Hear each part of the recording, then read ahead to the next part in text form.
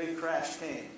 By the way, two of our largest customers, Lehman Brothers and Bear Stearns. Incredible. $6 million of turnover between Bear Stearns and Lehman Brothers. And overnight, gone. Nothing. So it was quite the challenge. So in 2009, I joined the company, and we needed to figure out what to do because the company was going to be in deep, deep trouble. We had lost lots of clients, margins were shrinking, it was really a difficult story. So we've been working for the last 4 years on what to do. So the first thing, and here's the first message, please define what your company is all about. What do you do? And it is not okay to simply say, we're printers. We print. Because if you say we print, there is 166,000 other companies in India that say the same thing. And in America, it is 28,000 companies that say the same thing. So just to say we put ink on paper just doesn't work. So here is our view. We take the management team together in a room, and we decide who are we and what do we do. So we say that we are a communications advisor and we deliver solutions as compared to we print, and we can print cheap and we can print fast. So we look for clients that have trouble, that have problems. And we don't want any client because we cannot do everything. So we look for things that we can do the best. So we've chosen financial services companies, so mutual fund companies, banks, brokerage companies, mutual fund companies. $50 million in the US. We have a $100 million business in the US. $50 million is in that one area of financial services. Then we have corporate customers, big companies, telephone companies, power companies, and so on. That's our commercial printing segment. And that is about 30 million. And then the rest, the other 20 million, is in the pharmaceutical space. We print specifically for pharma companies. And so we're not this big and this deep. We want to be very focused on who we approach. And when we send our salespeople out, another saying is, I said spray and pray. That same thing. If you send your salespeople out to just get printing, you will just get printing, and you will get all kinds of printing. Then you have to figure out how to produce it and make money. So we want to be focused, and so these are our 3 segments. And what's our mission? We want to help our clients grow profitably. We want to help them grow profitably. We want to deliver in the financial services industry. There are certain things that need to be printed, not because the bank or the brokerage company or the mutual fund company wants to print it. They must print it. So it's compliance printing. The government says you must print an annual report and a semi-annual report every 6 months and every year. So we want that business. It's sticky, it's reliable, it's always coming. So that's number 2, compliance. And number 3 is we want to help our clients reduce their costs. And I'll show you an example in a moment about how companies can reduce costs. And by the way, print less, but they can reduce their cost. I'll show you in a moment. So then we look at, it's hard to read here, but in the area of the customer, we look for hard, intricate, difficult work. We don't want the easy stuff. We want the stuff that's hard to do, and if we are successful in helping our client, they will win big. And conversely, if this fails, if their efforts fail, they lose big. So we want complex work that has a high cost of failure for the client, but a high cost of success. So in other words, they can make a lot of money if it's successful, and if it fails, they lose a lot of money. So what I've said is I've stepped into my client's shoes and tried to be part of their company. It's hard to do because lots of companies hold their facts and their figures dear, but it really, really works. become part of their company. So in order to do that, there's some words up here again, maybe hard to see. We want to be consultants, not simply purveyors of print. And we want to have speed, we want to be secure. So we offer all these things to not everyone, but to pharmaceutical companies and to financial services companies. So it is defining who you are that will make you stronger, as compared to we'll do anything for everyone. Okay? So rule number one, figure out who you want to be, where you can be really good, and then focus your team, not on everyone, just on the things that matter most. Now, so that's one. Who are you? Now, number two, this is really an important one. Strategic initiatives. So everything that stands has a foundation. Everything. And so for us, we said, what is the foundation of the business? Well, it's the base business. It's what we have in our shop today. And so strategy number one is to defend the core of the business. Almost at all costs. Don't let your good clients go away. Don't let them go away. And so how do you do that? Well, there's competition in the world. So it's very, very unusual today for a client with a contract to come and say, my contract is up. You can charge me another 10% for the next year or two. It never happens. Usually what they say is, my contract is up. I would like you to reduce my cost by 10%. It happens every single day. So, but this is the marketplace. It happens and it will continue to happen. So our Defend the Core strategy says you must pay attention to your cost. You must be vicious in paying attention to your cost. I said it earlier. You reduce your cost, you become more productive. The next morning you get up and you have to do it again and again. It's a journey without an end. So defending the core is really important. And there's lots of words, and as I said, this I will be able to share with you, and I will work with Prasant to get this information out to you if you care for it. But so defending the core is really, really important. Number two is taking those lovely customers that you have, that love you, that trust you, and selling them more. More products that you have developed, and not just print. So using the base of your business to expand your business with your existing clients. And that goes to the issue of whether it's a mobile application, whether it's print on demand. It is saying, you know me, client, for 10 years, and you trust me, I have something new to sell to you. So that's two, right? Expanding the business with your core business. The third one is the most difficult, and that is finding a new growth engine.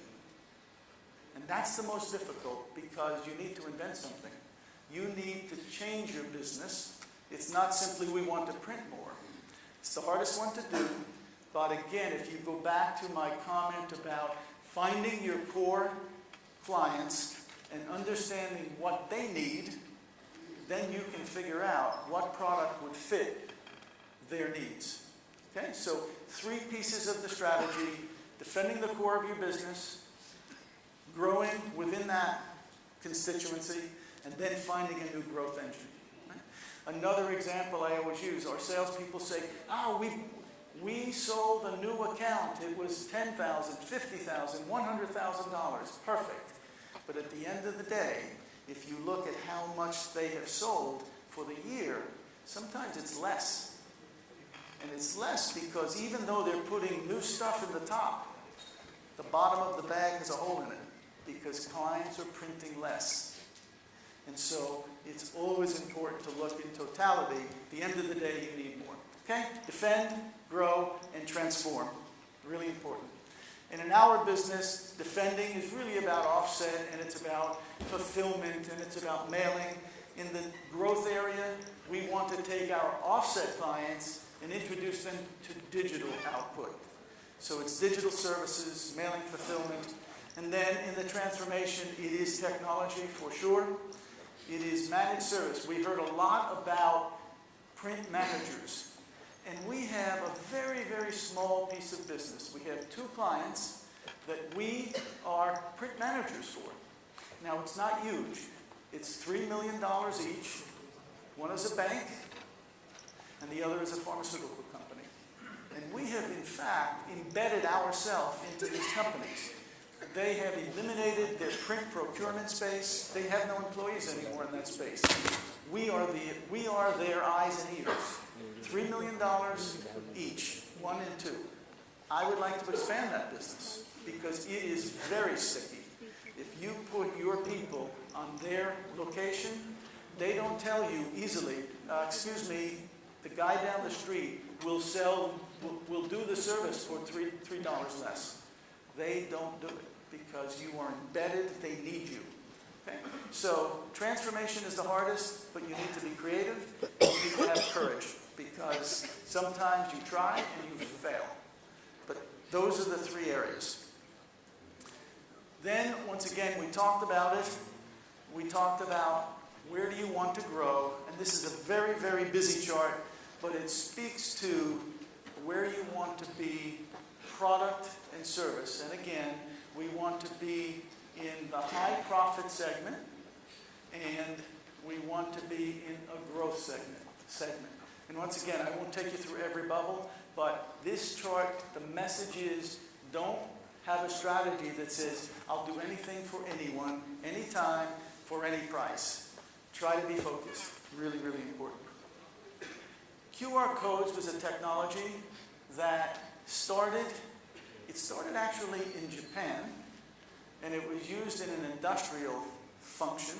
It is now morphed into basically a marketing effort. And I'm not sure, I haven't seen much of it. Is it popular here in India at this point? Yeah. So it's very interesting. We do a fair amount of this, not relatively speaking, maybe 10% of our business is in this space. As I like to say, it's product and service that you cannot put on a truck. If you're used to being a printer, you print, you put it on a truck and deliver it. One of the biggest challenges we've had in this space is our salespeople say, well, wait a minute, there's no paper, you can't touch it, so why don't we give it away, and then we can get more printing? And that's the wrong answer, because there's value here. And so we try very hard to convince the salespeople never, ever, ever to give this away. But this is one example of a new product that we've introduced to our clients. So here's an interesting one. It's called Custom Communications, and we have focused this in the pharmaceutical space.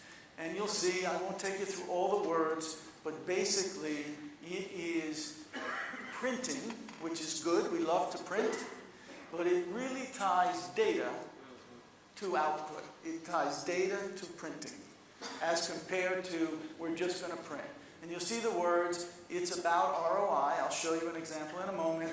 It's about personalization. It is not printing 1 million of a particular piece for everyone. It is the market space of one. We want to help our clients specifically target each and every of their clients. Okay? So here is a good example. This is in the pharma space. So here's the traditional print model. It says, I have a job, I needed printing. And so the classic way it happens is it goes out for bid. And it's usually 3 bid. So 1, 2, 3, $50,000, $45,000, $42,000, and then the games begin. So if you have a relationship and you're the $50,000 bidder, your friend says you need to be $42,000 to get the job. And so the games begin. And you're dealing with the print buyer, and the print buyer is buying a commodity. So it's about how fast can you deliver it, how cheaply can you print it, and yes, quality is there and service is there. But in the end, it's about cost per piece, how much, and the ROI per piece. So that's the traditional model. It lives, but it's hard, and it'll continue to be difficult, more this model. So now, here is the new model. And it is a print-on-demand model. It's hard to do this with a traditional offset press, although you can do some of this with the traditional press. So it is, I call this the infinity loop. It is data-based or data-driven printing. So let's look. It says you take data. We don't own the data. The client owns the data. And in the case of a pharmaceutical company, what do they want to do? Clearly, they want to save the world. They want to stamp out disease and elongate lifespan and so on. But in the end, if you go into the C-suite, they want to make money. They want to sell drugs and make money. And so how do you do that? You understand the data. Who are the clients? What's the market opportunity? And then we go around the loop. We look at how we can reach the client base. And then you develop technology that says, here is how we will focus the printed piece to a specific group, and around it goes. Then you send the piece out, you get results, how many doctors have written prescriptions, how many patients have filled the prescriptions. If it's good, you do it again. If it's not good, you change it based on the result. So it's an infinity loop. It just keeps going around. And the two dimensions here, the cost per piece is higher than static printing. But you're not selling this to the print buyer. You're selling this to the marketing person. And they are not going to chisel you for 3 pennies less, because it's about a marketing campaign, not about a print procurement job. So in this case, the cost per piece is going to be higher, but the ROI per piece is going to be really higher, because the results will be better. There's no doubt about it. So we have a product. It's young, but we've got 2 clients on it so far. We call it Direct RX. And it is simply versioned material for the physicians and versioned material for patients. Right. So I'm going to jump to this chart here. So if you think about a pharmaceutical company with a drug, and pick any disease. Pick diabetes, for example. Okay? In the US, it's crazy. It's prevalent. We have overweight people. We eat the wrong food. Diabetes is not so, it is becoming a big, big problem. It's probably epidemic right now. So if you look at people with diabetes, what language do they speak? Is it English? Is it Hispanic? Don't know. Are they male or are they female? How old are they? Is it an 18-year-old that just found out he or she has diabetes? Or is it a 50-year-old person that has had diabetes for 20 years? What else? Where are they in their treatment? Have they used a drug before and are unhappy? Or if it's an 18-year-old that just found out they are sick, it's a fresh recruit, so to speak. So the type of disease, of course, and the prior drug use. If you take all of those 6 dimensions and do some math, you have 700 variations on a theme. So in the old way, you print one brochure and you just send it out to everyone. In the new world, you try to group younger people, older people, middle-aged people, male, female, Hispanic, English, and so on. And you target. This has been brilliant. We have one client that has just been crazy with this. It's Sanofi Aventis, a French company, and it's brilliant. We were printing for them, but just printing, and to the tune of $3 or $4 million a year. But it was print, and they would beat us up every single month for lower prices, faster delivery. In this world, it's to the marketing person, and they are